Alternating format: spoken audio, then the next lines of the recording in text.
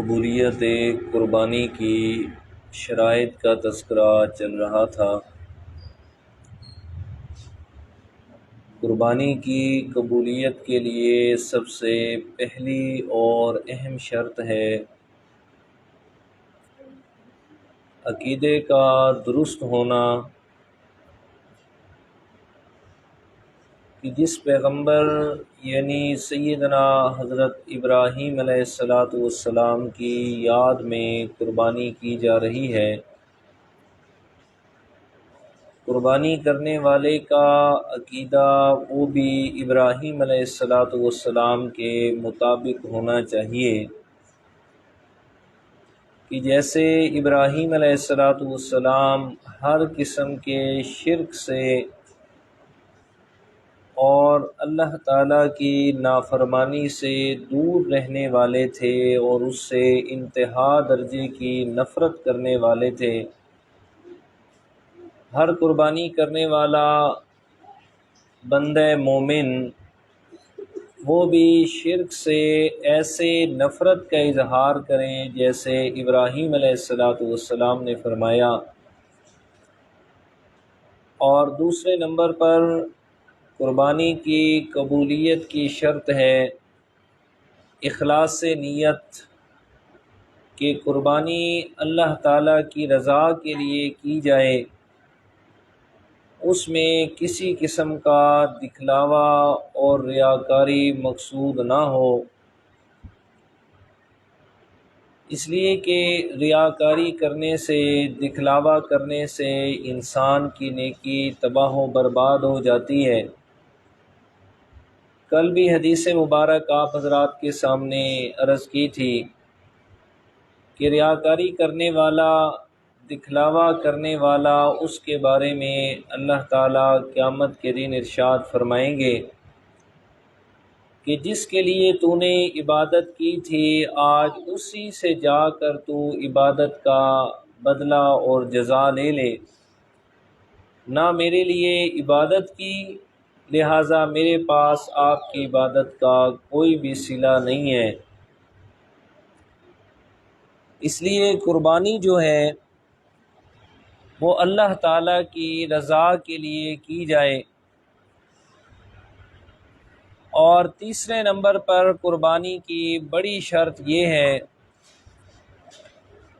کہ جن جانوروں کی قربانی کرنا شریعت اسلامیہ میں جائز ہے سو وہی جانور قربان کیے جائیں،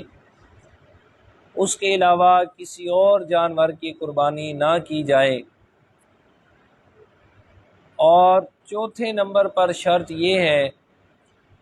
کہ جس جانور کی قربانی کی جا رہی ہے وہ بے عیب ہونا چاہیے، کسی قسم کا عیب جو ہے وہ اس جانور میں نہ ہو۔ اور پانچویں نمبر پر جو اہم شرط ہے وہ یہ ہے کہ وہ جانور جس پیسے اور رقم سے خریدا گیا ہے وہ رقم اور وہ مال و دولت رزق حلال ہونی چاہیے، حلال رزق سے خریدا ہوا ہو، تب جا کے اللہ تعالیٰ کے ہاں قبولیت کا درجہ حاصل ہوگا۔ اس لیے کہ قرآن مجید کے اندر بھی اور متعدد احادیث مبارکہ میں بھی آپ صلی اللہ علیہ وسلم نے اس بات کی وضاحت فرمائی کہ تمام تر عبادات کی قبولیت وہ رزق حلال کے استعمال پر ہے۔ اگر رزق حلال نہیں ہے تو پھر عبادت اللہ تعالیٰ کے ہاں قبول نہیں ہونی۔ تو قربانی بھی ایک بہت بڑا عمل اور ایک بہت بڑی عبادت ہے، تو اس کے لیے بھی رزق حلال کا ہونا لازم ہے۔ اگر رزق حلال نہیں ہے، جس مال سے جانور خریدا گیا وہ رزق حلال نہیں تھا تو سو وہ اللہ کے ہاں قابل قبول نہیں ہوگا، اس لیے کہ اللہ تعالیٰ کو رزق حرام کی ضرورت نہیں ہے، وہ رزق حرام نہیں چاہتا ہم سے۔ قرآن مجید میں اللہ تعالیٰ نے اپنے انبیاء کرام کو بھی اور تمام تر انسانوں کو بھی ایک ہی حکم فرمایا، یا ایھا الرسل کلوا من الطیبات واعملوا صالحا، یا ایھا الناس کلوا مما فی الارض حلالا طیبا، فرمایا رزق حلال استعمال کرو۔ میرے پیغمبروں کی جماعت تم بھی رزق حلال استعمال کرو۔ کلوا من الطیبات واعملوا صالحا، دیکھیں دو چیزیں، حلال بھی ہو اور ساتھ میں پاکیزہ طیب بھی ہو، رزقا حلالا طیبا، رزق حلال کے جائز ذرائع سے کمایا گیا، اور پاک کب ہوگا؟ جب اس میں سے اللہ تعالیٰ کا حصہ ادا کیا جائے گا، زکوٰۃ دی جائے گی، صدقہ دیا جائے گا، غریبوں پر خرچ کیا جائے گا اور بغیر احسان کے خرچ کیا جائے گا، تب جا کے رزق نے پاک ہونا ہے۔ تو قربانی کے لیے اہم شرط یہ ہے کہ رزق حلال ہونا چاہیے۔ اگر رزق حلال نہ ہوا تو پھر اللہ تعالیٰ کے ہاں قربانی قابل قبول نہیں ہوگی۔ رزق حلال میں کہ جس ذریعے سے رزق کمایا گیا وہ ذریعہ شرعی طور پر جائز ہو، اور رزق حرام میں چاہے سود کا مال ہے جی، چاہے رشوت کا مال ہے، یا اس کے علاوہ اور جتنے بھی ذرائع ہیں، ڈاکے کا مال ہے، چوری کا مال ہے،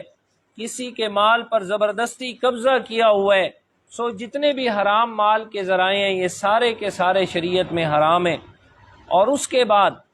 قربانی کی قبولیت کے لیے ایک لازمی بات یہ ہے کہ جتنے شرکاء ایک جانور میں مل کے وہ قربانی کر رہے ہیں، کہ بڑے جانور میں زیادہ سے زیادہ 7 لوگ مل کے قربانی کر سکتے ہیں، تو 7 لوگوں کا عقیدہ بھی درست ہونا لازم ہے، اور 7 لوگوں کی نیت بھی درست ہونا لازم ہے۔ اگر ان 7 میں سے کسی ایک کا عقیدہ درست نہ ہوا، کہ اس کے عقیدے میں شرک والی گندگی پائی گئی، یا اس کی نیت خالص اللہ تعالیٰ کی رضا کی نہ ہوئی، تو کسی ایک کی بھی قربانی نہیں ہوگی۔ پھر آپ کے ذہن میں سوال آئے گا کہ جی ایک آدمی کی نیت نہیں ہے ٹھیک، یا ایک آدمی شرک کرنے والا ہے، تو باقی 6 تو ٹھیک ہے، ان کا کیا قصور ہے؟ تو اس میں بالکل عام فام بات ہے کہ جو ایک جانور 7 لوگوں کی طرف سے ذبح کیا جا رہا ہے، تو کیا وہ ایک جگہ سے ذبح کیا جا رہا ہے یا 7 جگہ سے ذبح کیا جا رہا ہے؟ ایک ہی جگہ سے ذبح کیا جا رہا ہے، تو مطلب وہ ایک ہی عمل کیا جا رہا ہے 7 کی طرف سے۔ ان میں سے کسی ایک کا بھی عقیدہ خراب ہوا تو سب کا عمل ضائع ہو جائے گا۔ یا اس کو بھی عام فام ایسے سمجھ لیں، کسی کا کنواں 6-7 لوگوں کا مشترک ہے، کنویں کے اندر ایک کتا گر گیا، مر گیا۔ اب ایک آدمی کہتا ہے جی میرے حصے میں تو کتا نہیں گرا، وہ تو دوسرے کے حصے میں گرا ہے، لہٰذا پڑا رہے، میں تو اپنا حصہ استعمال کروں گا۔ تو کیا خیال ہے، جائز ہوگا؟ نہیں بھائی، سب کا مشترک ہے کنواں، نہیں ہوگا جائز، حرام ہوگا۔ اسی طرح ہے کہ 7 آدمیوں نے مشترک طریقے سے ایک جانور خریدا، ایک کا بھی عقیدہ خراب ہوا، شرک اور بدعات کسی ایک کے اندر بھی پائی گئی، سب کی قربانی ضائع ہوگی۔ کسی ایک کی بھی نیت خالص اللہ کی رضا کی نہ ہوئی، صرف گوشت کھانے کی ہوئی یا دکھلاوا کرنے کی ہوئی، تو 7 آدمیوں کی قربانی ضائع ہو جائے گی۔ اس لیے قربانی کی قبولیت کی شرائط چند ایک میں نے ذکر کیے ہیں آپ کے سامنے۔